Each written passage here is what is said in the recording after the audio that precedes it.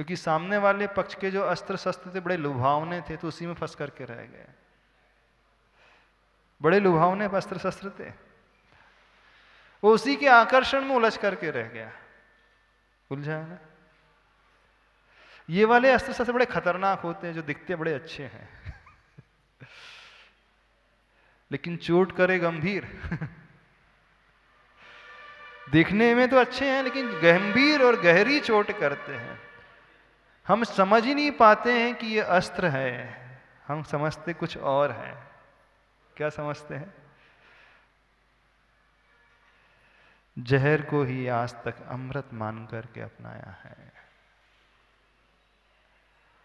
जहर को ही अमृत मान करके आज तक पिया है, उसी का पान किया है। ये सबसे बड़ी कमजोरी रहेगी सबकी। जहर को उसने जहर जाना ही नहीं। जब तक हम जहर को जहर नहीं पहचानेंगे तब तक हम अपने हाथ से अपना ही घात करते चले जाएंगे। और ये ही आज तक अनादिकाल से भवों भवों में करते हुए आ रहे हैं। कर रहे हैं कि नहीं? तो पूजा करने से अस्त्र चल जाता है? बताना हमें। यहां पे लिखा तो यही, तत्कीर्तनाथ तम एवाशु विधाम उपैति। लिखा तो यही है कि भगवान आपका कीर्तन से वह तम यानी वह अंधकार, वह शत्रुओं का अंधकार जो घना है अंधकार, नाम लेने मात्र से दूर हो जाएगा। तो अभी तक क्यों नहीं दूर हुआ? अपन ने कितने बार नाम लिया होगा भगवान का? कितने बार पूजा की होगी भगवान की? कोई गिनती है? गिनती नहीं है, इतनी बार पूजा की होगी। कई लोगों को यही याद नहीं हुआ ना कब से पूजा कर रहे हैं वो लोग। जब से होश संभाला तब से पूजा कर रहे हैं वो लोग। हाँ, बिना नागा के। हाँ, एक ही पूजा नहीं करते वो, 3-3 4-4 करते हैं। हाँ, और कुछ बड़ी पूजा भी करते हैं, कुछ छोटी भी पूजा करते हैं। हाँ, शांति विधान भी करते हैं फिर भी कर्म शत्रु हार नहीं रहे। क्यों नहीं हार रहे? समय आने पर हारेंगे। तो अनादिकाल तो निकल गया, और कितना समय चाहिए? समय तो बड़ा लंबा चौड़ा निकला है, उसकी काउंटिंग ही नहीं है, इतना समय निकल गया। अब व्यक्ति कहे कि नहीं पहली बार ही ब्रह्मास्त्र लगा हाथ में, नहीं, ये भी गलत है। पहली बार ही ब्रह्मास्त्र हाथ में नहीं लगा है, कई बार हाथ में लगा है, कई बार लगा है, कई भवों में लगा है।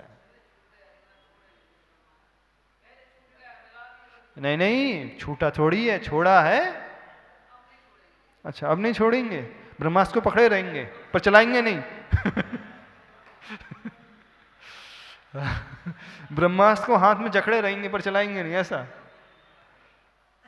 उसको रोज अगरबत्ती लगाएंगे, रोज आरती उतारेंगे घी की, दीपक की, कि अष्टद्रव्य की सामग्री से पूजा करेंगे।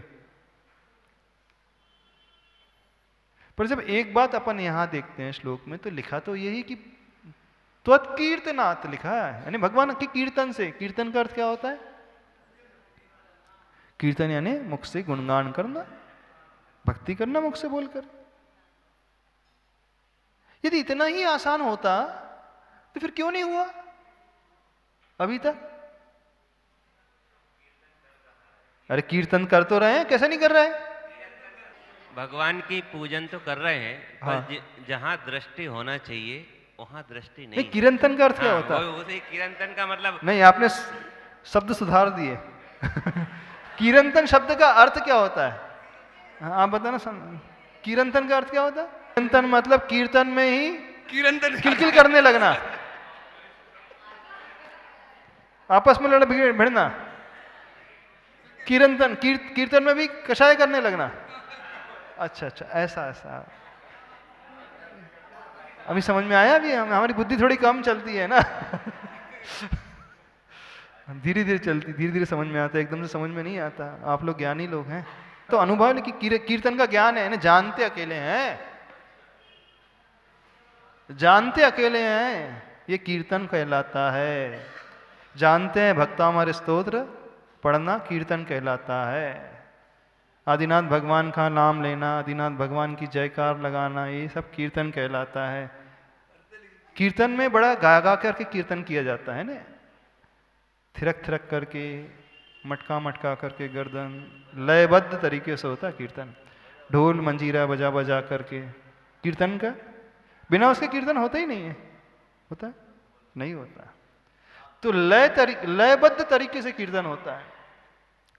अच्छा, आज तक आपने भक्तामृत कितने लय में गाया है? कितने इंस्ट्रूमेंट के साथ गाया है? कई लय में गाते हैं। अखंड पाठ, 48 दिन का अखंड पाठ कि 48 घंटे का? 48 दिन का अखंड पाठ कब किया? हमने तो अपने जीवन में आज तक नहीं किया। हमने तो 48 घंटे का ही नहीं, 48 मिनट का भी नहीं किया आज तक। नहीं, हम अपनी बता रहे हैं, आज तक 48 मिनट का भी ये पाठ नहीं किया अखंड हमने भक्तामृत का।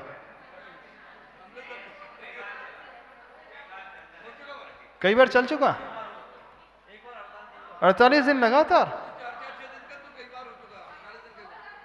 6 दिन 8 दिन का कई बार हो चुका है। कई बार बहुत लंबा चौड़ा कीर्तन कर लिया आपने। तो इतने लंबे कीर्तन के बाद क्या मिला आपको? क्या मिला? क्या नहीं, इतने लंबा कीर्तन जो 48 दिन तक किया, क्या मिला? कुछ मिला? नहीं मिला? क्या मिला? वो बोले कीर्तन नहीं किया, कीर्तन किया 48 दिन तक। मैंने कीर्तन भी किया, कुछ लोगों ने कीर्तन भी किया है। चातुर्मास मिल गया? अच्छा, कीर्तन के माध्यम से चातुर्मास मिला और कीर्तन के माध्यम से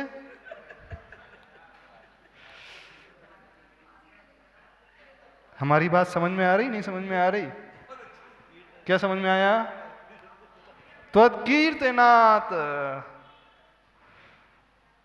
तम इवासु भिदाम उपैति, लिखा यही है। इसका अर्थ है कीर्तन भी कुछ अलग तरीके का होता है जो उस अंधकार को विघटित करता है, और जो सामान्य रूप से समझा जा रहा है वो कुछ अलग प्रकार का कीर्तन है। कीर्तन में भी भेद प्रभेद है ना? बस सही तरीके को यदि हम समझ लें तो हमारा कल्याण हो जाएगा। अब आप फिर कहोगे महाराज जी आप घूम फिर के वहीं क्यों आ जाते हैं? घूम फिर करके वहीं क्यों आ जाते हैं? पर आचार्य भगवान ने तो कहीं लिखा ही नहीं है। आचार्य भगवान ने सिर्फ कीर्तन का नाम लिखा है।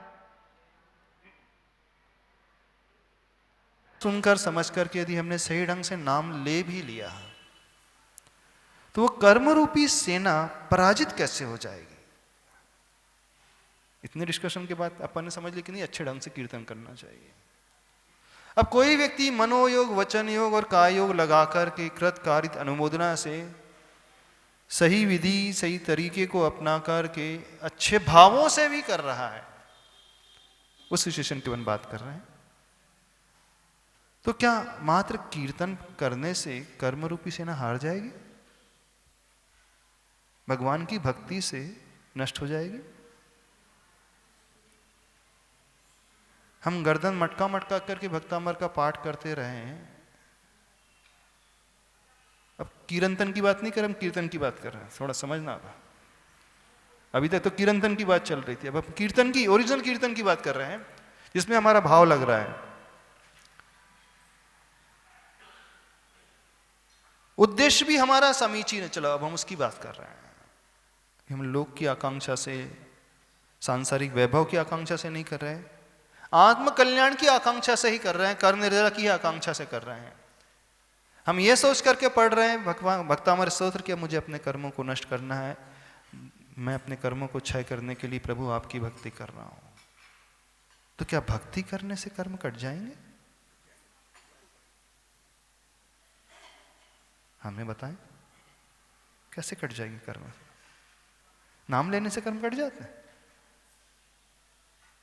कैसे संभव हो जाएगा? हमें तो नहीं लगता, क्योंकि कर्म कटते हैं ध्यान के माध्यम से। थोड़ा हम और आगे बढ़ते हैं। कर्मों की जो निर्जरा होती है तप के माध्यम से, तपसा निर्जरा च, और उत्कृष्ट सर्वोत्कृष्ट तप होता है ध्यान। अंतरंग तपों में सर्वोत्कृष्ट तप होता है ध्यान, तपस्या से।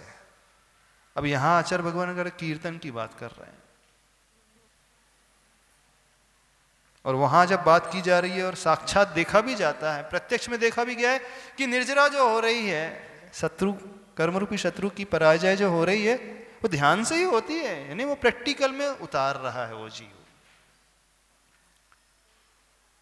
जब जब वो उन लुभावने बाण को देखता है तो उससे प्रभावित नहीं हो रहा है, उससे अपने आप को बचा ले रहा है।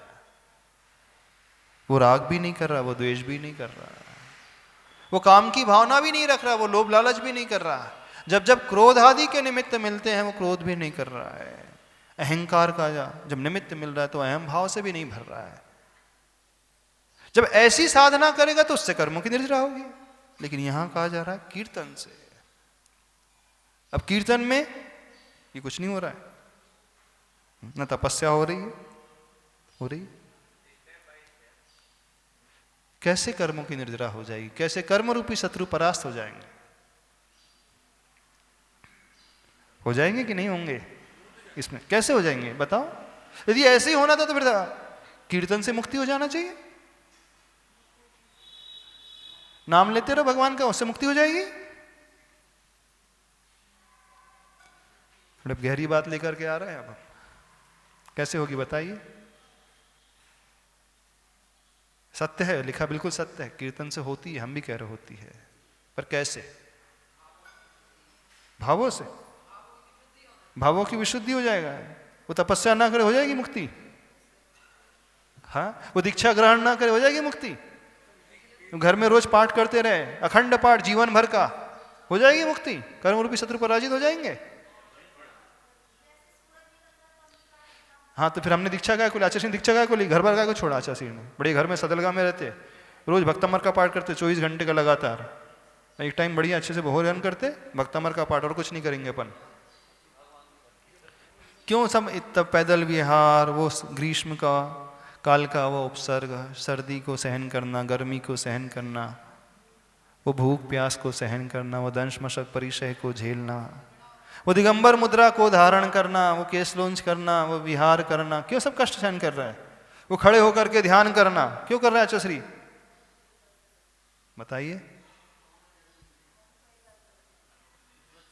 बताओ, अब समझो थोड़ा सा। जब व्यक्ति मनोयोग से कीर्तन करता है तो कीर्तन करने वाला प्रभु के गुणों से आकृष्ट होता है। उसकी दृष्टि में प्रभु के गुण आएंगे। जब प्रभु के गुण उसमें दृष्टि में आएंगे तो वो अंदर से लालसा करेगा, नहीं मुझे भी इन गुणों को पैदा करना अपने भीतर। जब उनके अंदर उसकी इच्छा पैदा होगी तो फिर वो धीरे धीरे अपने आप ही उस मार्ग को अपनाने लगेगा, मोक्ष मार्ग को चाहेगा वो। यानी कीर्तन करने वाला व्यक्ति जो है मोक्ष मार्ग से राग करने वाला हो जाएगा। वो अपने आप ही पापों को छोड़ने की कोशिश करने लगेगा। वो बोलेगा जो जिससे मुझे राग होता है, जिससे मुझे द्वेष का भाव पैदा होता है, कषाय पैदा हो जाती है, भटकने लगता हूं मैं, कषाय भड़कने लगती है, तो मुझे वो कोई कार्य नहीं करना जिससे कषाय भड़के। नहीं, कीर्तन करने वाले के मन में अंतरंग से ये व्यवहार में परिवर्तन आने लगेगा। जो सही कीर्तन करेगा, जो कीर्तन करेगा उसे पाठ ही करता रहेगा, लेकिन जो कीर्तन करेगा ना वो क्रमशः उस मोक्ष मार्ग की ओर अपने आप कदम बढ़ाएगा अवश्य। उसे प्रेरणा मिलेगी प्रभु की भक्ति से, प्रभु के कीर्तन से, प्रभु के नाम उच्चारण से नहीं। अब प्रभु ने जिस मार्ग को अपनाया है तो मुझे भी उस मार्ग को अपनाना है। आदिनाथ भगवान की मैं पूजा कर रहा हूं, ये तो भगवान अभी बने, लेकिन ये भगवान कैसे बने फिर उस रास्ते को भी वो देखेगा कीर्तन करने वाला। अब रास्ते को फिर चाहने लगेगा, उसका मोक्ष मार्ग से, उस कठिन मार्ग से राग बढ़ता चला जाएगा। न केवल चाहेगा बल्कि अपनाएगा भी वो। बात समझने की कोशिश करना। कीर्तन का अर्थ जो भावों से किया गया कीर्तन, सही उद्देश्य को लिए किया कीर्तन जो है, सिर्फ शब्दों तक सीमित नहीं रहता है, वो क्रियान्वयन हो जाता है, क्रिया में ढल जाता है, उसके आचरण में ढला हुआ होता है। नहीं, कीर्तन करते करते एक दिन वो इस स्थिति में पहुंच जाता है कि नहीं बहुत हुआ कीर्तन, अब तो मुझे मोक्ष मार्ग में चलना है, उस रास्ते को अपनाना है, उस चारित्र को अपनाना है, उस प्रकार की तपस्या को करना है। तपस्या के प्रति उसकी ललक अंदर से पैदा होने लगेगी, ये परिवर्तन उसके भीतर आता है। और यदि आपका कीर्तन करने से, पाठ करने से ये भाव नहीं पैदा हो रहा है कि मैं भी इस मार्ग में कदम बढ़ाऊं, तो समझना अपना कीर्तन चल रहा है कि कीरंतन चल रहा है। कभी ये चिंतन होता है? कितने लोग चिंतन करते हैं? कभी ये भाव आता है 50 साल हो गए मुझे भक्तामृत पढ़ते पढ़ते, मैंने एक कदम भी आगे नहीं बढ़ाया, जहां था वहां का वहीं हूं, जो 30 साल पहले करता था आज भी वही कर रहा हूं, कहीं ढोंग तो नहीं है, कहीं दिखावा तो नहीं है? वो आकलन करेगा, अपना अध्ययन करेगा। और ये भाव पैदा नहीं हो रहा है तो फिर तो कीरंतन ही चल रहा है। कीरंतन का मतलब ये है नहीं कि किलकिल ही हो रही दूसरों से, कीरंतन का मतलब अहम का पोषण में भी कीरंतन हो सकता है,